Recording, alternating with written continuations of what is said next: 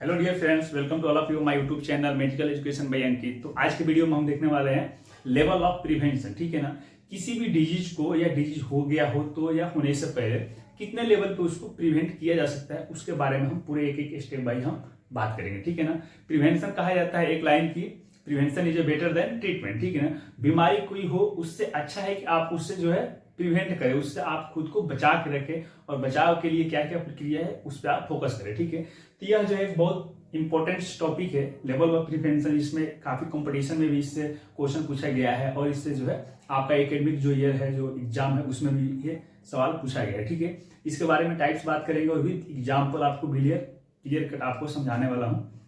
आपको याद करने की जरूरत नहीं पड़ेगी, आपको एग्जाम्पल के साथ में हम समझाने वाले। ठीक है, सबसे इसमें टॉपिक के नाम है लेवल ऑफ प्रिवेंशन। ठीक है, पहला प्रिवेंशन होता है जैसे कि इसमें देखने वाले हैं प्राइमोडियल प्रिवेंशन, उसके बाद से आएगा प्राइमरी, उसके बाद से आएगा सेकेंडरी प्रिवेंशन, टर्सरी प्रिवेंशन और एक फर्दर एक और प्रिवेंशन जो आया है उसके बारे में भी हम बात करेंगे। तो आप वीडियो क्लास तक जरूर आप बने रहें। ठीक है, सबसे पहली बात है प्राइमोडियल। ठीक है ना, प्राइमोडियल या प्रीमोडियल। ठीक है, prevention of development occurrence of risk factor. ठीक है ना, यहां पे आपको याद रखना है ऑकरेंस ऑफ रिस्क फैक्टर। ठीक है ना, किसी चीज होने से उसका रिस्क फैक्टर है, रिस्क फैक्टर को प्रिवेंट जो हम करेंगे उसमें हम बोलेंगे, क्या बोलेंगे, प्रीमोडियल प्रिवेंशन बोलेंगे।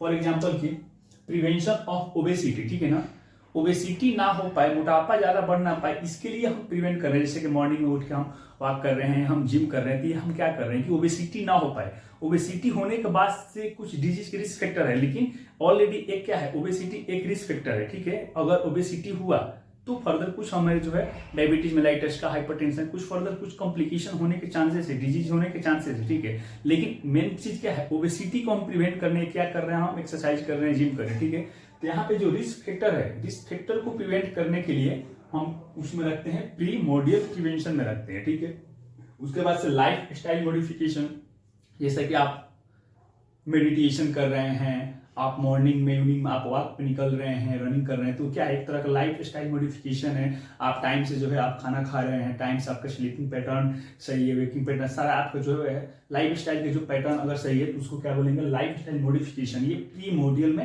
रखते हैं। ठीक है, उसके बाद से आता है प्राइमरी प्रिवेंशन। ठीक है, इसमें देखते हैं रिस्क फैक्टर ऑलरेडी प्रेजेंट। ठीक है, पहला में क्या था कि रिस्क फैक्टर जो है, रिस्क फैक्टर को हम प्रिवेंट कर रहे थे। ठीक है, कि हो ना पाए, मोटापा ना हो पाए।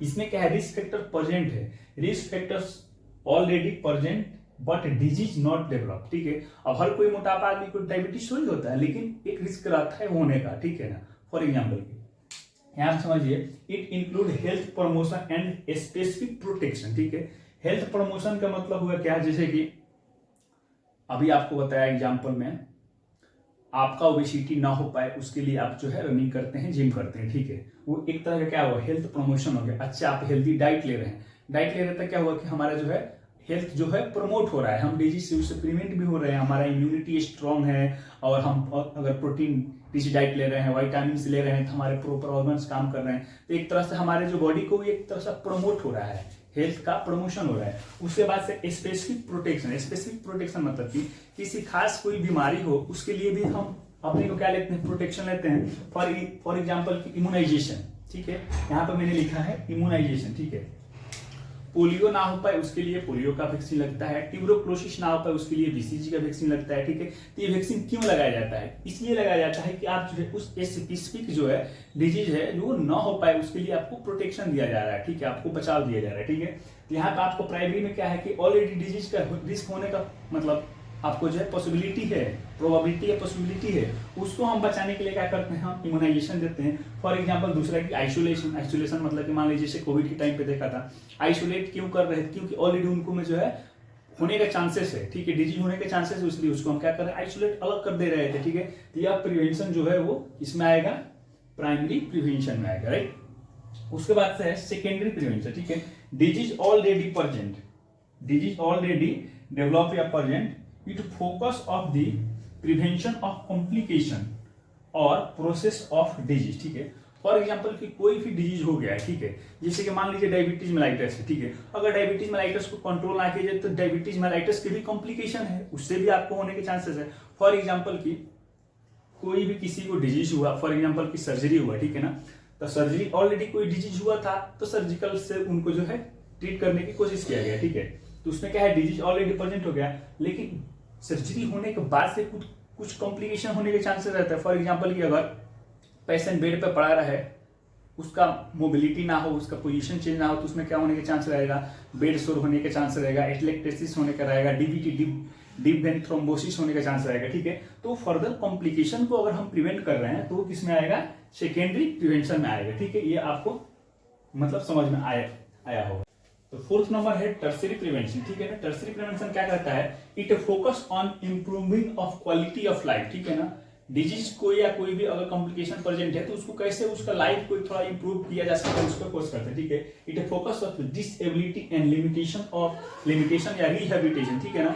जैसा फॉर एग्जांपल किसी का जो है हाथ या पैर कट गया तो उसमें आर्टिफिशियल लिम्ब दिया जाता है ना, लिम्ब दिया जाता है, जैसे कि लगाया जाता है कि वो फर्दर अपना लाइफ को है जो वो जी सके, ठीक है। उसके थोड़ा सा क्वालिटी का जो लाइफ का जो उसका क्वालिटी है थोड़ा सा उसको इम्प्रूव हो सके, जो अपना दिनचर्या का जो डेली का उसका मतलब रूटीन है अपना, वो अपना कर सके, ठीक है। फॉर एग्जांपल प्लास्टिक सर्जरी, ठीक है। प्लास्टिक सर्जरी में क्या होता है कि एक तरह से क्या है, उसका जो है डिसेबिलिटी कम किया जा रहा है, मतलब डिसेबिलिटी पे काम किया जा रहा है, ठीक है ना। और उसका जो है लिमिटेशन जो है, जैसे कि लिमिट हो गया है काम करने का, उसको जो है और इम्प्रूव उसका लाइफ का जो है एक्सपेक्टेशन का और उसमें इम्प्रूव किया जा रहा है, ठीक है। उसको हम क्या बोलेंगे, टर्सरी प्रिवेंशन बोलेंगे, ठीक है। उसके बाद से लास्ट वन जो है क्वाटर्नरी प्रिवेंशन, ठीक है। It a new concept of which include avoidance of unnecessary health practices. For example की कोई अगर पेशेंट है यहाँ पे, जैसे अवॉइड मेसिव ड्रग, मेसिव का मतलब होता है कि बड़े पैमाने में, ठीक है ना। कोई अगर मरीज है, अगर वो प्रॉपर रूप से उसको डायग्नोस नहीं हुआ है, डायग्नोसिस नहीं बन पाया है, और उसमें क्या होता है कि बहुत सारा एंटीबायोटिक दिया जा रहा है, स्टेरॉइड ड्रग दिया जा रहा है, तो उसमें से क्या होगा कि वो भी हमारे बॉडी को जो है कहीं ना कहीं, जैसे एंटीबायोटिक है तो वो हेल्दी सेल को भी किल करेगा, और स्टेरॉइड दे रहे हैं तो क्या करेगा, हमारे इम्यून सिस्टम को जो है वो सप्रेस करेगा, उसको दबा रहा है, ठीक है ना। तो कहीं ना कहीं वो हमारे बॉडी के लिए क्या है, हैजार्डियस है, वो खतरा है, ठीक है। तो उसको हम प्रिवेंट कर सकते हैं, और उसको जो प्रिवेंट किया जाता है उसको किसमें रखते हैं, जो कि ये न्यू कॉन्सेप्ट बनाया गया, ठीक है। तो आज हम लोगों ने देखा लेवल ऑफ प्रिवेंशन। सबसे पहले क्या था, प्रीमोर्डियल, ठीक है। उसके बाद था प्राइमरी, सेकेंडरी, टर्सरी, और जो है ये फिफ्थ नंबर का है, ठीक है। तो आशा है कि आपको वीडियो अच्छा लगा होगा तो आप शेयर करें, और कुछ भी आपको डाउट्स है तो जरूर आप इसमें क्वेश्चन कर सकते हैं, आपको जवाब मिलेगा। फिर मिलते हैं जल्द नेक्स्ट की वीडियो में। आज के लिए बस इतना ही, धन्यवाद।